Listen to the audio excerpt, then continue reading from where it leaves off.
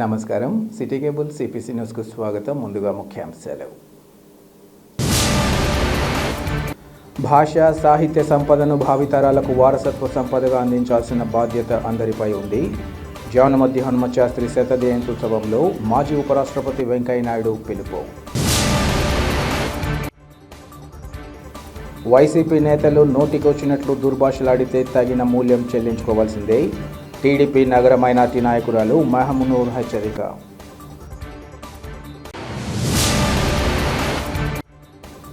ప్రభుత్వ నిర్లక్ష్యంతోనే కాశీబుగ్గ వెంకటేశ్వర ఆలయంలో మహిళా భక్తుల మృతి. కూటమి ప్రభుత్వ తీరును తప్పుపట్టిన మాజీ ఎమ్మెల్యే రాచమల్లు శివప్రసాద్ రెడ్డి.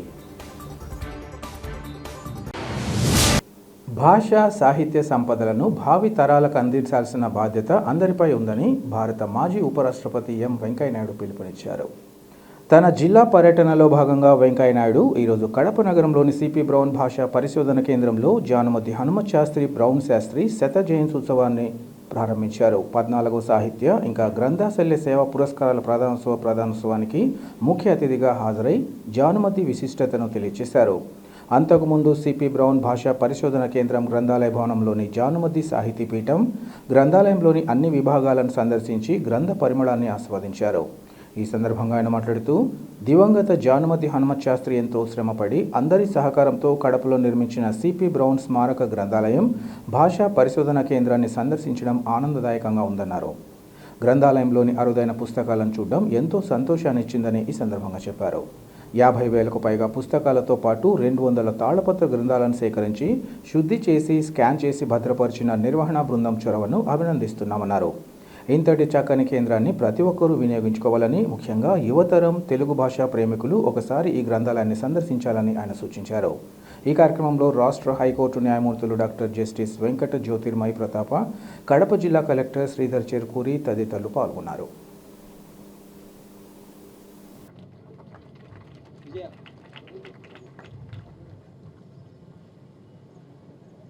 వాక్యోక్తులతో ముఖ్యంగా అంత్యప్రాసలతో ప్రసంగిస్తూ వాసన ఉన్నవారైనా వినడానికి విరగబడతారు. వాగ్దాభిరామ వినోరవేమన్నారు. అవసరం వచ్చినప్పుడు అవకాశం వచ్చిన ప్రతి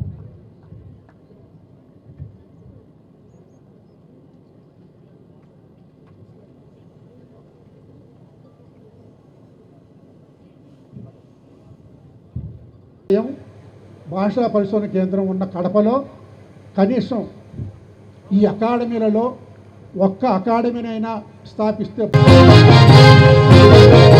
గ్రంథాలయమా బ్రౌను గ్రంథాలయమా ఘన చరిత్ర గన్న బ్రౌను గ్రంథాలయమా తెలుగు తల్లి కొలువు కూటమా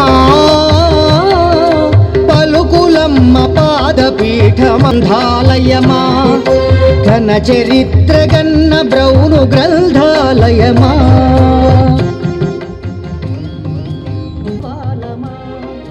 పూర్వకముల ఘంటాలు అపూర్వమైన నాణాలు తామ్ర శాసనం వెలసిన ధన్వారసత్వ సంపదకు బహుభాషా గ్రంథ సమాహారమా గ్రంథాలయమా బ్రౌను గ్రంథాలయమా ఘన చరిత్ర.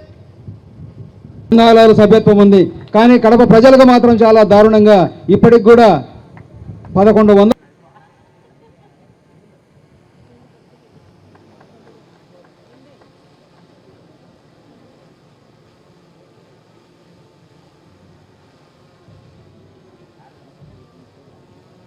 ఉత్కంఠ బట్టి ఇక గ్రంథాలయం దిశ దశ మారుతుంది. ఈనాటి నుంచి గ్రంథాలయంలో న్యాయం ధర్మం గెలిపించే విధంగా వారు కృషి చేస్తారని ఆశిస్తున్నాను.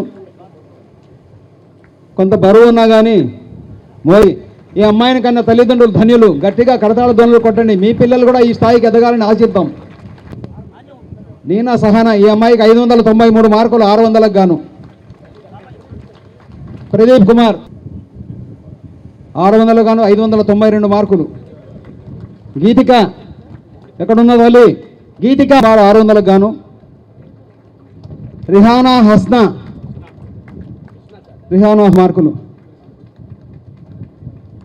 ఇంకెవరు 6 మంది కదా.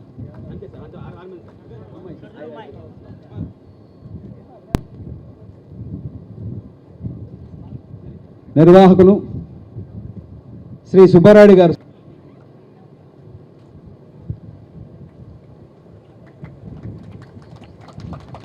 ఆనందరాజు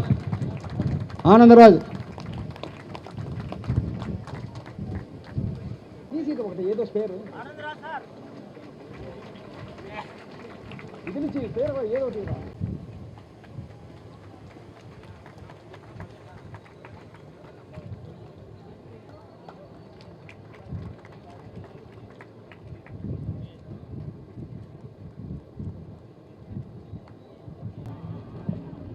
బెల్లంకొండ గారు, చెరుకు బెల్లం.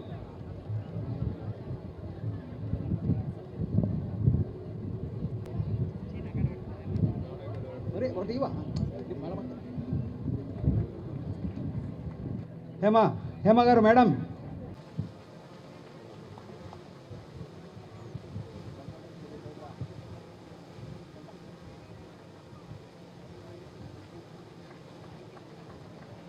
అంకిగౌడ్ గారే ఇక్కడికి వచ్చాడు, చాలా సంతోషం. 1,00,000 పుస్తకాలు సేకరించి లైబ్రరీ పెట్టడం ఒక వ్యక్తికి అంత చిన్న విషయం కాదు. మనందరం ఒకసారి కరతాళ ధ్వనుల ద్వారా చప్పట్లు కొట్టి వారిని అభినందిద్దాం. మంచి పని చేస్తున్నాడు. మంచి పని చేసేవారిని ఎప్పుడు అభినందించాలా, ప్రోత్సహించాలా. అలాగే ఈ కార్యక్రమ నిర్వాహకులు జానమద్ది విజయభాస్కర్ గారు, ఈ సాహితీ పీఠం మేనేజింగ్ ట్రస్టీ, కార్యక్రమానికి విచ్చేసిన పట్టణ ప్రముఖులు, జానమద్ది గారి కుటుంబ సభ్యులు, తెలుగు భాష ప్రేమికులు, సాహితీవేత్తలు, అలాగే పాత్రికేయ మిత్రులు, చాలా సంతోషం. బ్రౌన్ శాస్త్రిగా సుపరిచితులైన పెద్దలు డాక్టర్ జానమద్ది హనుమత్ శాస్త్రి గారి 100వ జయంతి సందర్భంగా ముందుగా వారికి నేను నివాళులు అర్పిస్తూ ఉన్నాను. మహా మంచి వ్యక్తి, గొప్ప వ్యక్తి. ఈరోజు మనం ఈ యొక్క తెలుగు సాహితీవేత్తలను ఈ బ్రౌన్ గ్రంథాలయానికి పిలిచి వారికి కార్యక్రమాలు చూపించి వారందరినీ అభినందించడం కూడా చాలా మంచి గొప్ప కార్యక్రమం. 1995లో ఏర్పాటైన CP Brown, Charles Phillips Brown, వారి ఇక్కడ డిప్యూటీ కలెక్టర్గా పనిచేస్తూ 2 పర్యాయాలు తెలుగు భాష మీద అభిమానం పెంచుకొని తెలుగు పట్ల వారి మక్కువ చూపి తెలుగు నేర్చుకోవడం కోసం వారు ప్రయత్నం చేశారు. 1995లో ఏర్పాటైన ఈ సిపి బ్రౌన్ స్మారక గ్రంథాలయం సందర్శించాలని నాకు చాలా రోజులుగా కోరిక ఉండింది. విజయభాస్కర్ పిలుస్తున్నాడు, అలాగే మా శ్రీనివాసరెడ్డి కూడా చెప్తున్నాడు, అలాగే బెంగళూరులో లక్ష్మారెడ్డి అని ఒక అతను ఎప్పుడు వెళ్ళినా సార్ ఒక్కసారి మా కడపకు వచ్చి మీరు సిపి బ్రౌన్ గ్రంథాలయం చూడాలని చెప్తుండేవాడు. ఇంకా అనేక మంది మిత్రులు చెప్పేవాళ్ళు. ఇంతకాలం కుదరలేదు. ఇప్పటికి వచ్చే అవకాశం దొరికింది, చాలా సంతోషం. చూసి బాగా సంతోషించాలని చెప్పని మీ అందరికీ మనం చేస్తున్నాను. నాకు జానమద్ది హనుమత్ శాస్త్రి గారంటే ప్రత్యేకమైన అభిమానం. తెలుగు, ఇంగ్లీష్ భాషల్లో పట్టాలను పొంది తెలుగు కోసం ముఖ్యంగా శ్రీ మోహన్ గారి తెలుగు భాషకు అందించిన సేవలను గుర్తుపెట్టుకోవాలన్న ఆకాంక్షతో వారు చేపట్టిన గ్రంథాలయ యజ్ఞం మహోన్నతమైంది. వారికి వీరికి సంబంధం లేదు, బంధుత్వం లేదు, స్నేహం లేదు, సమకాలీన కూడా కాదు. అయినప్పటికీ ఒక విదేశీయుడు మన భారతదేశానికి వచ్చి, మన రాష్ట్రంలో మన ప్రాంతానికి వచ్చి తెలుగు నేర్చుకొని తెలుగును ప్రోత్సహించడం అవుతుందో మంచి విషయం. కాబట్టి వారు సంతోషంగా ఆ కార్యక్రమానికి నాయకత్వం వహించారు. ఈ అమ్మ భాష యొక్క అభ్యున్నతికి ఎవరు కృషి చేసినా నాకు ఆనందమే. ఇందాక కాసేపు అమ్మాయి అంటే మన న్యాయమూర్తులు జస్టిస్ వెంకట జ్యోతిర్మయి ప్రతాప్ తెలుగులో మాడుతూ ఉంటే నాకు ఎంత సంతోషం కలిగిందో. జడ్జీలు కూడా తెలుగులో ఇంత మంచిగా మాట్లాడతారు. దానికి ఏం చేయాలో తర్వాత కూడా చెప్తాను. మళ్ళీ అందరితో మనం వదిలిపెట్టకూడదు. ఈరోజు ఈ కార్యక్రమాన్ని విజయభాస్కర్ గారు తీసుకున్న చొరవ మనందరం అభినందించాల్సి ఉంది. తండ్రి గారి సత్వాన్ని వారసత్వాన్ని వారు అందిపుచ్చుకొని స్మారక అవార్డులు అందజేస్తున్న వారికి అభినందనలు తెలియజేస్తున్నాను. వారసత్వం అంటే ఆస్తులు పంచుకోవడం కాదు. వారసత్వం అంటే ఆస్తులు పంచుకోవడం కాదు, లేదా తొగులు వేసుకోవడం కాదు. వారి పదవుల్ని పరంపరంగా పొందడం కాదు. తండ్రి ఇదైతే నేను కూడా ఇదే, నేనేం చేయకపోయినా నాకేం రాకపోయినా హెలికాప్టర్లో దిగుతాను, నాయకుడిని అవుతాను అనుకునే అది దాన్ని వారసత్వం అంటారు. వారసత్వం కాదు కావాల్సింది మనకి. ప్రతి ఒక్కరికి కూడా ఈ వారసత్వం కాకుండా ప్రతి ఒక్కరికి ఆ నిజమైన యొక్క ఆ శక్తి ఉండాలి. అప్పుడు వాళ్ళని మనం గౌరవించవచ్చు, ముందుకు తీసుకెళ్ళవచ్చు. జీవసత్వాలు అంటారు దాన్ని. జీవసత్వాలు పొందాల్సిన అవసరం ఎంతో ఉంది. ఈరోజు పురస్కారం అందుకున్న డాక్టర్ గుమ్మడి గోపాలకృష్ణ గారికి అభినందనలు. నాటక రంగానికి వారు అందించిన సేవలు ఉన్నతమైనవి. ఆయన కాసేపు సమయం లేదు కాబట్టి వాళ్ళు లేకపోతే పద్యం పాడితే మనం ఎక్కడికో వెళ్ళిపోయాం. ఆయన పద్యం పాడితే అపూర్వంగా ఇప్పటికీ పద్యం మన అందరం ఏంటంటే పద్యాన్ని మర్చిపోతా ఉన్నాం, కానీ పద్యాన్ని గుర్తుపెట్టుకుంటూ వారు ఇప్పటికి కూడా ఆ పద్యగానం చేస్తూ నేను చాలాసార్లు వారిని ఒకసారి ఇంటికి పిలిపించుకోవడం విన్నాను కూడా. అలాగే పబ్లిక్ కార్యక్రమాల్లో కూడా విన్నాను. సంతోషం ఏంటంటే ఆంధ్రప్రదేశ్ రాష్ట్ర నాటక అకాడమీ ఏది ఏర్పాటు చేశారో చంద్రబాబు నాయుడు గారు వారి సేవలను గుర్తించి వారికి రాష్ట్ర నాటక అకాడమీ చైర్మన్గా వారికి ఆ పదవిని ఇచ్చారు. చాలా సంతోషం.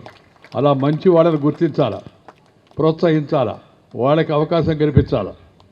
ఇవి మోడసాని మోహన్ గారు మరొక పురస్కార గ్రహీత, వారికి శుభాకాంక్షలు. పంచ సహస్రావధానిగా తెలుగు సాహిత్యానికి వారు అందిస్తున్న సేవలు అమూల్యం. 15 ఏళ్ల వయసులో అవధానం చేపట్టి అనుభవాన్ని జోడించి అన్నమయ్య కీర్తన మీద పరిశోధన చేసి తెలుగు సాహితీ ప్రపంచంలో తనకంటూ ప్రత్యేకమైన స్థానాన్ని సంపాదించుకున్న వారి కృషి అభినందనీయమైంది. వేల పద్యాలు మనం ఒక పద్యం పాడాలా, పద్యం చదవాలంటేనే మనం చూస్తూ ఉంటాం పుస్తకాన్ని. వేల పద్యాలు పుస్తకం చూడకుండా అలా ఆసుగా చెప్పగలిగే మహోన్నత వ్యక్తిత్వం మేడసాని మోహన్ గారిదే అని చెప్పి మీ అందరికీ కూడా మనం చేస్తున్నాను. అలాంటి వాడు చాలా అరుదుగా ఉంటారు. మరొక పురస్కార గ్రహీత మిత్రులు శ్రీ రేవూరి అనంత పద్మనాభరావు గారికి కూడా శుభాకాంక్షలు. ప్రసార భారతిలో వారు అందించిన సేవలు అభినందనీయమై పదవీ విరమణకు ముందు, పదవీ విరమణ తర్వాత కూడా తెలుగు సాహిత్యానికి వారు అందిస్తున్న సేవలు అమూల్యమైనవి. అందుకని వారికి ప్రత్యేకంగా మనందరం కూడా అభినందనలు తెలియజేయాల్సిన అవసరం ఎంతో ఉంది. గ్రంథాలయ నిర్వాహకులుగా, పుస్తకాల ప్రేమికుడిగా నేడు పురస్కారం అందుకుంటున్న మరి అంకేగౌడ గారికి ప్రత్యేక అభినందనలు తెలియజేస్తున్నాం. 20 లక్షల పుస్తకాలు సేకరించి గ్రంథాన్ని నిర్వహించడం అంటే మామూలు మాటలు కాదు. ఒంటరి పోరాటం చేస్తున్న వారి కృషిని గురించి తెలిసి ఆనందించాను. ఖచ్చితంగా అంకేగౌడ గారు ఎప్పుడొకప్పుడు మీ గ్రంథాలయానికి తప్పనిసరిగా వస్తాను. నేను తిరుగుతూ ఉంటాను. ఆ తిరుగుతూ ఉండేదంటూ తప్పనిసరిగా మీ ఊరికి వచ్చి మీ గ్రంథాలయాన్ని చూసే ప్రయత్నం చేస్తానని చెప్పి మీకు మనవి చేస్తున్నాను. ప్రజా సమస్యల పరిష్కారానికి టీడీపీ నగర అధ్యక్షుడు మన్సూర్ అలీఖాన్ కృషి చేస్తుంటే ఓర్వలేని వైసీపీ నేతలు నోటికి వచ్చినట్లు దుర్భాషాడడం తగదని, భవిష్యత్తులో ఇలాంటి చర్యలకు దిగితే తగిన మూల్యం చెల్లించుకోక తప్పదని టీడీపీ నగర మైనార్టీ నాయకురాలు మెహనూర్ హెచ్చరించారు.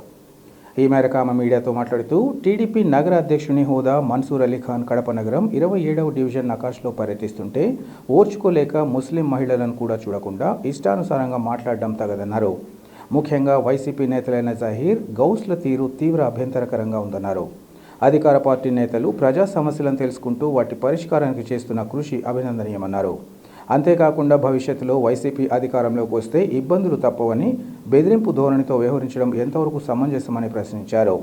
జహీర్, గౌస్లు తమను దుర్భాషలాడడంపై కేసు పెట్టగా ఈ విషయంగా బెదిరింపులకు పాల్పడడం సరికాదన్నారు. ఇలాంటి బెదిరింపు ధోరణులకు భయపడేది లేదన్నారు. పనులు చేసేవారికి తోడ్పాటు అందించాలి తప్ప వారిని అడ్డుకునేలా వ్యవహరించడం సరికాదన్నారు. రాజకీయ నాయకులు, పార్టీల ప్రతినిధులుగా ప్రజల కోసం పనిచేయాలి తప్ప బెదిరింపులకు పాల్పడడం తగదన్నారు. భవిష్యత్తులో ఇలాంటి చర్యలకు పాల్పడితే ఊరుకునేది లేదని ఆమె హెచ్చరించారు. అస్సలాము అలైకుం అందరికీ నమస్తే అండి. నకాష్ వీధి 27 డివిజన్లో నేను ఉంటున్నాను. అక్కడ మొన్న వాన వచ్చినప్పుడు మన్సూర్ అన్న వాళ్ళు వచ్చి ఎలా ఉంది మా వీధిలో ఏం జరుగుతుందని చర్చలు చేస్తుండగా నేను ఆ దావలో వెళ్తున్నాను. అక్కడ నిలబడినాను. జహీర్ అనే వ్యక్తి మా మన్సూర్ అన్నతో కొంచెం వాగ్వానంలో దిగి వాళ్ళు మాట్లాడుకుంటుంటే పక్కన ఉండి నేను వింటున్నాను. అన్న వాళ్ళు మాట్లాడుతుంటే నోరు వేయలేదు, ఒక మాట వాళ్ళకి ఏం చెప్పలేదు. వాళ్ళు చాలా మాటలు అన్నారు. నీ డివిజనా, నీ ఏరియానా, నువ్వు ఎందుకు వస్తున్నావు ఇక్కడికి, నీకేం పని అని. అన్న కడప నగర అధ్యక్షులు, ప్రతి డివిజన్కి వెళ్ళొచ్చు, ఎక్కడైనా మాట్లాడవచ్చు. కానీ ఇప్పుడు ఈయన జరిగింది ఏమంటే, అక్కడ గలాట్ జరిగిన తర్వాత మా ప్రజలు చెప్పండి మా అని ఆయన అడిగినాడు. జహీర్ అనే వ్యక్తినే అడిగినాడు. ఇక్కడ పనులు జరగడం లేదా అని. నేను ఆ మాటకు వెళ్ళి 10 సంవత్సరాల నుంచి మీ పార్టీనే ఉంది, ఒక్క పని జరగలేదు, ఒక్క విషయం కానీ ఇక్కడ జరగలేదు. ఏదైనా చెప్తే ఒక కాలు ఎత్తరు మీరు. ఎప్పుడో ఎలక్షన్ ఉంటే మళ్ళీ ఎలక్షన్కి వస్తారని నేను చెప్పినాను. ఆ చెప్పిన మాట కోసం ఆయన నేను వచ్చి 3 సంవత్సరాలే మా ఇక్కడికి, నాకెందుకు అంటున్నారు మీరు అన్నారు. ఇప్పుడు మీరు కార్పొరేటర్ అని మీరు చెప్పుకొని గొప్పలు చెప్పుకొని వచ్చి తిరుగుతున్నారు కదా, అప్పుడు మేము చెప్పే అధికారం లేదా? సామాన్య ప్రజలు అడిగే అధికారం లేదా? అడిగినందుకు అక్కడున్న మరో వ్యక్తి గౌస్ అనే వ్యక్తి పైకి వచ్చి నువ్వు ఎవరివి, నువ్వు ఎక్కడున్నావు, ఎక్కడి నుంచి వచ్చినావు, నువ్వు ఎందుకు మాట్లాడుతున్నావు అంటే వైసీపీ నాయకులే వీళ్ళంతా. ఆడవాళ్ళతో ఎలా మాట్లాడాలో వీళ్ళకు తెలియదా? ఎట్లా అంటే అట్లా అనవసరంగా తిట్టినారు. అదొకటి లేక నేను జహీర్ అనే వ్యక్తికి అడుగుతున్నాను. ఆయన అడిగినారు కదా ఏం పనులు జరగడం లేదని. జరగలేదు అంటున్నాము. ఎవరు అడిగితే వాళ్ళ ఇంట్లోకి పోవడము, పేదవాళ్ళని చూడడం లేదు, వాళ్ళ ఇంట్లోకి వెళ్ళడము. మీకెందుకు, మీరు గమ్మని ఉండండి, రేపటి వరకు వైసీపీ వస్తే మిమ్మల్ని బతకనివ్వరు, ఇలాంటి బెదిరింపులు వీళ్ళకి అలవాటైపోయింది. ఆడవాళ్ళతో ఎలా మాట్లాడాలి, ఎలా మాట్లాడకూడదు అనేది వైసీపీ నాయకులకు తెలియడం లేదు. ముస్లిమ్స్ మహిళ అనే లేదు, వేరే వాళ్ళు అనే లేదు, ఎవరిని పడితే వాళ్ళను అనడం చాలా వరకు తప్పు. ఇలా అన్నందుకు మరి మన్సూరన్నకు నువ్వు తోపో తురుమ వచ్చి ప్రతి ఏరియాని చూస్తున్నారు. మీ కళ్ళు ఏమైనా దొబ్బినాయా? మీ కళ్ళు ఏమైనా దొబ్బుతున్నాయా? ప్రతి ఏరియాలో మన్సూరన్న పోయి కొంచెం చిన్నపిల్లలు చేసినట్లు పనులు, అన్న ఇక్కడ కసు ఉంది వచ్చి క్లీన్ చేస్తున్నారు, అన్న ఇక్కడ వాటర్ లేదు వచ్చి వాటర్ వేస్తున్నారు. ఒక్కొక్కసారి వాటర్ లేకపోయినా వాళ్ళు వాటర్ అన్న ట్యాంక్ కావాలంటే కానీ మన్సూరన్న పంపించని సమస్య ఉంది. వేరే విషయాల గురించి అయినా చెప్పొచ్చండి ఇక్కడ, కానీ ఇప్పుడు ఈ విషయం కాబట్టి నేను ఈ విషయమే చెప్తాను. వేరే పనుల్లో మన్సూరన్న ఎంతో సపోర్ట్గా ఉన్నారు, కానీ అన్నకు చెప్పిన మాటలు మరి నాకు అనవసరంగా జహీర్ అనే వ్యక్తి మరి గౌస్ అనే వ్యక్తి తిట్టినందుకు నేను కేసు పెట్టినాను. ఇప్పుడు పెట్టినందుకు కానీ మళ్ళీ నాకు వెనుక నుంచి బెదిరింపులు వస్తూనే ఉన్నాయి, కాల్స్ వస్తూనే ఉన్నాయి. మీరు మా పైన పెడితే ఈసారికి వదలము, మళ్ళీ మేము వస్తాము, అప్పుడు మీకు ఉంటుంది అనే బెదిరింపులు అయితే కాల్స్ వస్తున్నాయి. నేను దానికి భయపడను. ఈరోజు ఈ రాజకీయం రేపు ఇంకో రాజకీయం వస్తే మేము మాట్లాడతాం. ఒకవేళ మా వాళ్ళు కానీ ఇలాంటి తప్పు ఇది తప్పు అని చెప్పే ధైర్యం మాకుంది. అందువల్ల మేము ఈరోజు ఈ మీటింగ్ పెట్టినామండి. దేంట్లో అయినా చేసే వాళ్ళకి ఎంకరేజ్ చేయాలి. వాళ్ళు పనులు చేస్తున్నారు, వాళ్ళు పనులు చేసేటప్పుడు సపోర్ట్ ఇవ్వాలి. రిజ్వాన్ నగర్లో చాలా మంది లేడీస్ పోయి మాట్లాడి గ్రూప్లలో మాట్లాడి మెసేజ్లు పెడుతున్నారు, ఆయన వాళ్లకు బెదిరిస్తున్నారు. మీకెందుకు ఇప్పుడు కానీ ఒక చిన్న క్లిక్ పెట్టేసి వీళ్ళు వెళ్తున్నారు, వీళ్ళు ఇలా చేస్తున్నారు అని పెడుతున్నారు. చూసి మన ముస్లిమ్సే కదా, చూసి మాట్లాడండి. ముస్లిమ్సే అండి, కాదనడం లేదు, కానీ ముస్లిమ్స్కి తెలియదా? ముస్లిమ్స్ ఆడవాళ్ళతో అయినా సరే వేరే ఆడవాళ్ళతో అయినా సరే ఎట్లా మాట్లాడాలనే పద్ధతి లేదా వాళ్లకు? అంటే గలాటప్పుడే ముస్లిమ్స్ కనిపిస్తారా? గలాట అయినప్పుడే తెలుస్తుందా? లేకపోతే ముస్లిమ్స్ కనిపించరా? ఇన్ని సంవత్సరాల నుంచి వస్తూ పనులు చేస్తూ ఉన్నారు, ఇప్పుడు ఎందుకు మీరు రావడం లేదు? ఒకవేళ 10 సంవత్సరాల నుంచి కార్పొరేషన్ ఆఫీస్లో జహీర్ కార్పొరేటర్ని నేను అనుకుంటున్నారు. జహీర్ అంటే ఎవరు నకాష్ ఏరియాలో ఎవరికి తెలియదు. ప్రభుత్వ నిర్లక్ష్యంతోనే కాశీబుగ్గ వెంకటేశ్వర స్వామి ఆలయంలో మహిళా భక్తులు మృతి చెందారని మాజీ ఎమ్మెల్యే రాచమల్లు శివప్రసాద్ రెడ్డి ఆరోపించారు. ప్రొద్దుటూరు పట్టణంలోని తన కార్యాలయంలో ఏర్పాటు చేసిన విలేకరుల సమావేశంలో ఆయన మాట్లాడారు. కాశీబుగ్గ ఆలయం దేవాదాయ శాఖ పరిధిలో లేదని, అది ప్రైవేట్ ఆలయమని ప్రభుత్వం చెప్పడం సిగ్గుచేటన్నారు. ఉచిత బస్సు కారణంగానే మహిళలు అధిక సంఖ్యలో ఆలయానికి వచ్చారని, సీఎం చంద్రబాబు నాయుడు ఇలాంటి సంఘటనలు జరుగుతూ ఉంటాయని నిర్లక్ష్యంగా మాట్లాడడం దారుణమన్నారు. చంద్రబాబు కుటుంబంలో ఇలాంటి సంఘటన జరిగి ఉంటే ఆయన ఇలా మాట్లాడేవారు కాదన్నారు. ఈ మరణాలకు ప్రభుత్వ నిర్లక్ష్యమే ప్రధాన కారణమని ఈ సందర్భంగా ఆరోపించారు. మృతదేహాలను తీసుకెళ్లే పరిస్థితిలో కూడా హోమ్ మినిస్టర్ ప్రభుత్వానికి సంబంధం లేదనడం ఏమిటని రాచమల్లు ప్రశ్నించారు. 9 మంది మహిళా భక్తుల మృతికి నైతిక బాధ్యత వహిస్తూ హోంమంత్రి రాజీనామా చేయాలన్నారు. మరణించిన కుటుంబాలకు ముఖ్యమంత్రి చంద్రబాబు క్షమాపణ చెప్పి ఈ ఘటనపై విచారణ చేపట్టాలన్నారు. కాశీబుగ్గ ఆలయంలో జరిగిన దురదృష్టకర సంఘటనపై ప్రగాఢ సంతాపం వ్యక్తం చేస్తున్నామని ఈ సందర్భంగా తెలిపారు. ప్రభుత్వం మృతులకు 50 లక్షల ఎక్స్గ్రేషియా ఇవ్వాలని డిమాండ్ చేశారు.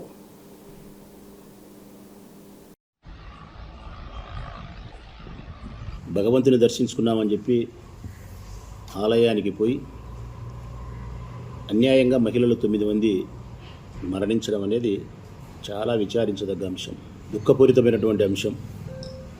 చంద్రబాబు నాయుడు చెప్పినంత సులభంగా ఇటువంటి అప్పుడప్పుడు జరుగుతుంటాయన్నాడు, దాన్ని మనం ఏం చేయలేమన్నాడు.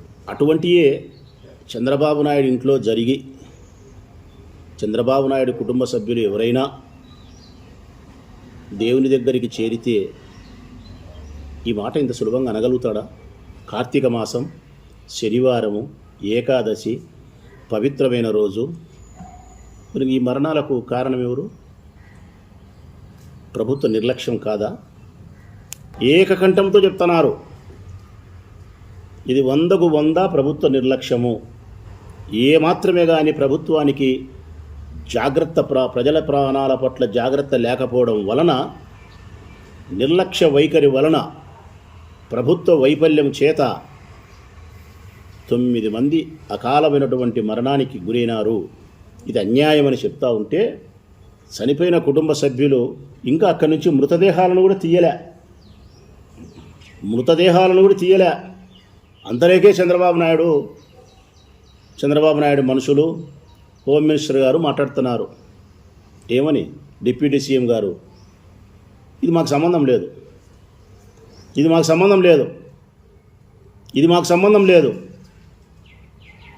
ఈ దేవాలయం ఎండోమెంట్లో లేదు, ప్రైవేట్ది. ఇది మాకు సంబంధం లేదు.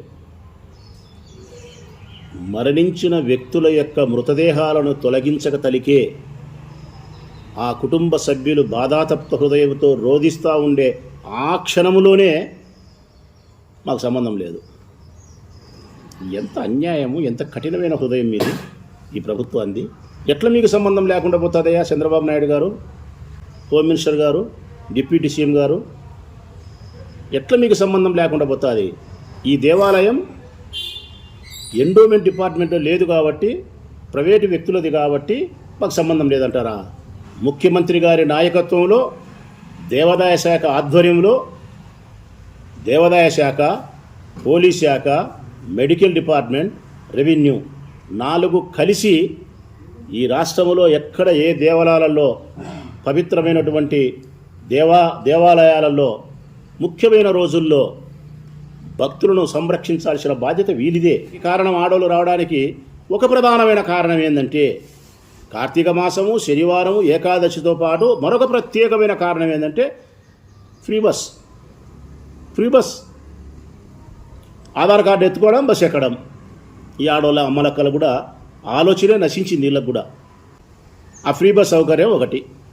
అంటే నేను ఏం చెప్తానా అంటే, ఎక్కడికైనా మీరు భగవంతుడు నుండే దేవాలయాలకు పోయేటప్పుడు మహిళలకు రిక్వెస్ట్ చేస్తూ ఉన్నా, ఎక్కడైనా సరే, శ్రీశైల మల్లన్న కావచ్చు, తిరుమల వెంకన్న కావచ్చు, అప్పన్న స్వామి కావచ్చు, దుర్గమ్మ తల్లి కావచ్చు, పవిత్రమైనటువంటి మన దేవాలయాలకు మీరు పోయేటప్పుడు కొన్ని సందర్భాల్లో ఎక్కువ మంది జనం వచ్చే సందర్భంలో ఫ్రీ బస్సు పెట్టినారు కదా అని చెప్పి ఆధార్ కార్డు తీసుకొని ఇట్లా పొయ్యి గుంపులు జాగ్రత్త లేక ఈ ప్రభుత్వం మీ ప్రాణాలకు జాగ్రత్త వహించదు. ఈ ప్రాణాల పట్ల వీళ్ళకు భయం లేదు. వీళ్ళ నిర్లక్ష్య ధోరణి వల్ల మన ప్రాణాలు కోల్పోతే, మీరు దూరమైతే మీ బిడ్డలకు కానీ, మీ భర్తకు కానీ, మీ కుటుంబ సభ్యులకు కానీ ఎంత బాధ ఉంటుంది అమ్మలారా. కడప నగరం అక్కాయపల్లెలోని గణేష్ ప్రాంగణంలో కార్తీక మాసాన్ని పురస్కరించుకొని కోటి దీపోత్సవాన్ని భక్తి శ్రద్ధలతో నిర్వహిస్తున్నారు. ఇందులో భాగంగా నిర్వాహకులు వేదికపై గల భారీ వేదికపై శ్రీనివాస కళ్యాణాన్ని వైభవపేతంగా నిర్వహించారు. కళ్యాణోత్సవంలో భాగంగా అర్చక బృందం స్వామి అమ్మవార్ల ఉత్సవమూర్తులకు విశేష అభిషేకాలు, అలంకారం చేసి ప్రత్యేక పీఠంపై కొలువు తీర్చారు. అనంతరం కళ్యాణ క్రతువును నిర్వహించి అర్చకులు స్వామి పక్షాన అమ్మవారి గళసీమల్లో మహామంగళ సూత్రాలను అలంకరించారు. ఉభయదారులతో పూజలు నిర్వహింపచేసి వారితో పాటు భక్తులందరికీ తీర్థ ప్రసాదాలను అందించారు. కన్నుల పండుగగా నిర్వహించిన ఈ కార్యక్రమాన్ని చూసిన భక్తులు భక్తితో తన్మయత్వం పొందారు. కార్యక్రమానికి స్థానిక భక్తులతో పాటు నగరంలోని వివిధ ప్రాంతాలకు చెందిన భక్తులు అధిక సంఖ్యలో తరలివచ్చి పూజల్లో పాల్గొన్నారు. నిర్వాహకులు భక్తులకు ఎలాంటి ఇబ్బందులు తలెత్తకుండా విశేష ఏర్పాట్లను చేశారు. రాముడు చెప్పినంతా ధర్మము, రాముడు నడిచినంతా ధర్మము, రాముడు చేసినంతా ధర్మమే. కొన్ని పదార్థాలు ఇచ్చేసి ఆజమ్య ఉద్దేశం ఏంటంటే ఉపకల్పన యొక్క ముఖ్య ఉద్దేశం ముఖ్యంగా మనం ఇలాంటి కార్యక్రమాలు ఏమిస్తే భాజగతే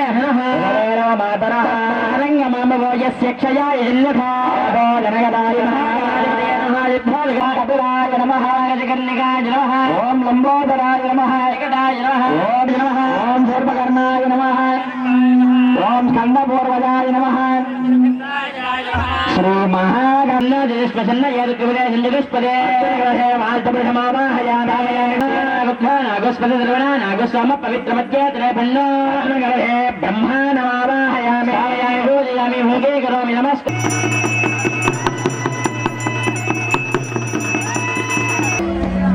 అలా శ్రీదేవి భూదేవి సమేత లక్ష్మీ ధన్వే స్వామివారి కార్యక్రమంలో మధుపర్కాన్ని ఊరికి మధుపర్కాన్ని సమర్పిస్తారు. అలాంటి మధుపర్కాన్ని శాంతి శాంతి శాంతి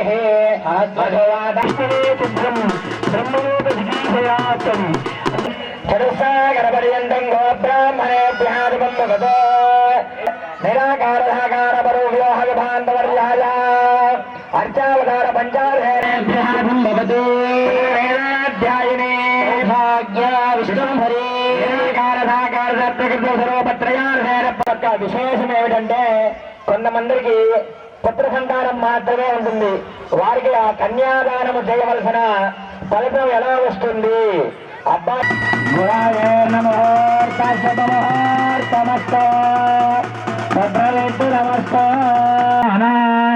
నిరంతర అనుకూల శుభశోభన సదముహూర్తస్య నారాయణధ్యానజలాశనగతం కామం సకామం కృతం విఖ్యాతం భవనత్రయం హరితనిర్భగ్నే గతం కోమలకరేణార్ద్రాక్షతారోపణం కన్యాదాన పరస్పరగరం పుత్రాధికార పుష్టాయ నమః భావర్తే నమః దీప్తే నమః దీప్తే నమః దీప్తాయ నమః వసుధాయ నమః వసుధారణ్యే నమః కమలాయ నమః కాంతాత్రయం నారాయణ నమస్తే మహాదేవి సంప్రదాయంలో అతి ప్రాచీనమైన అతి ముఖ్యమైన ఘట్టం మాంగళ్య ధారణ. ఇక్కడ మంగళసూత్రాన్ని కన్యాలో కడుతూ వెళ్ళి ఈ విధంగా చెప్తారట, సుఖ సౌఖ్యాలు అనువదించి మా వంశవృద్ధికి నువ్వు తోడ్పడాలి అని అంటూ ఆ వరుడు నెలలో ఆ మంగళసూత్రాన్ని కడతారట.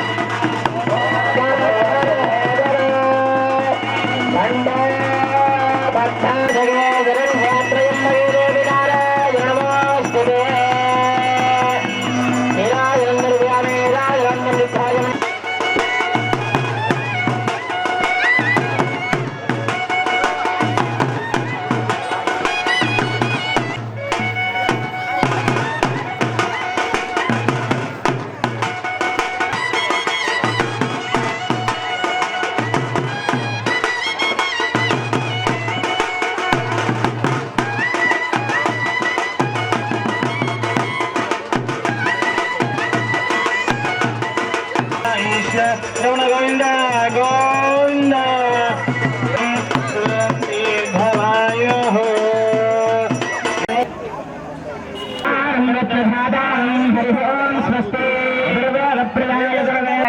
అస్మాన్ స్వస్తి భరత దుర్గాని విశ్వాణ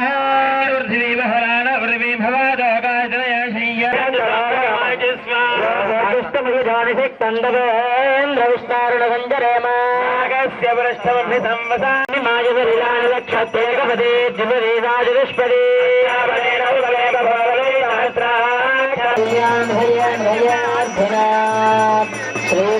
శ్రీవేంకటనివాసాయ శ్రీనివాసాయ మంగళం.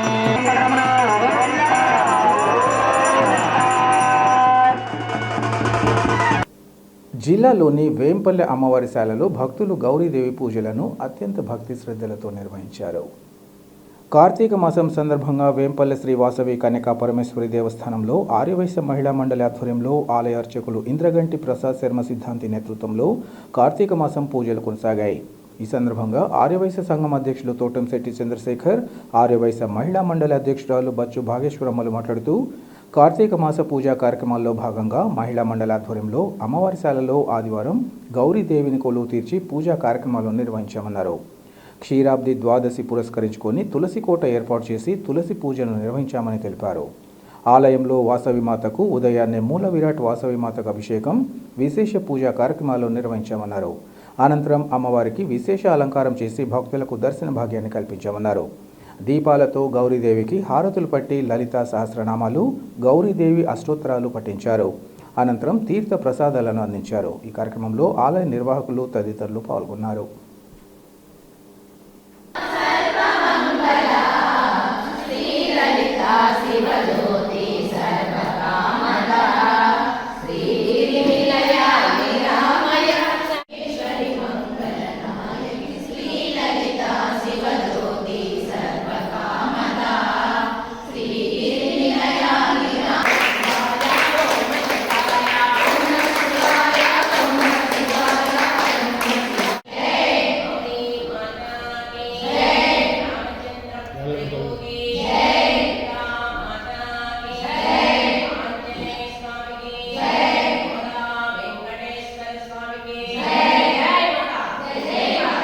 వాసవిమాత ఆర్యవైశ్య మహిళా మండలి వేంపల్లి అమ్మవారిశాలలో ఆర్యవైశ్య మహిళా మండలి ఆధ్వర్యంలో ప్రతి సంవత్సరము పసుపు గౌరమ్మను నిలబెట్టుకుంటాము. అలాగనే ఈరోజు మొదటి రోజు కార్తీక పౌర్ణమి రోజు లక్ష దీపార్చన కూడా ఉంటుంది. భక్తులందరూ పాల్గొని ఆర్యవైశ్య మహిళలందరూ ముఖ్యంగా పాల్గొని ఈ కార్యక్రమాన్ని విజయవంతం చేస్తారు. పసుపు కుంకుమలు ఇచ్చే గౌరమ్మ తల్లికి మేము ఇలా చేయడం ప్రతి సంవత్సరం మాకు ఆనవాయితీ. జై వాసవిమాత. వార్తలు ముగించే ముందు ముఖ్యాంశాలు మరోసారి. భాష సాహిత్య సంపదను భావితరాలకు వారసత్వ సంపదగా అందించాల్సిన బాధ్యత అందరిపై ఉంది. జానమద్ది హనుమత్ శాస్త్రి శత జయంత్యుత్సవంలో మాజీ ఉపరాష్ట్రపతి వెంకయ్యనాయుడు పిలుపు. వైసీపీ నేతలు నోటికొచ్చినట్లు దుర్భాషలాడితే తగిన మూల్యం చెల్లించుకోవాల్సిందే. టీడీపీ నగర మైనార్టీ నాయకురాలు మహమూనూర్ హెచ్చరిక.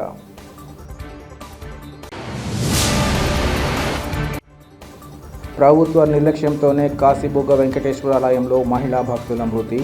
కూటమి ప్రభుత్వ తీరును తప్పుపట్టిన మాజీ MLA Rachamallu Sivaprasad Reddy. City cable CPC news ఇంతటితో సమాప్తం. నమస్కారం.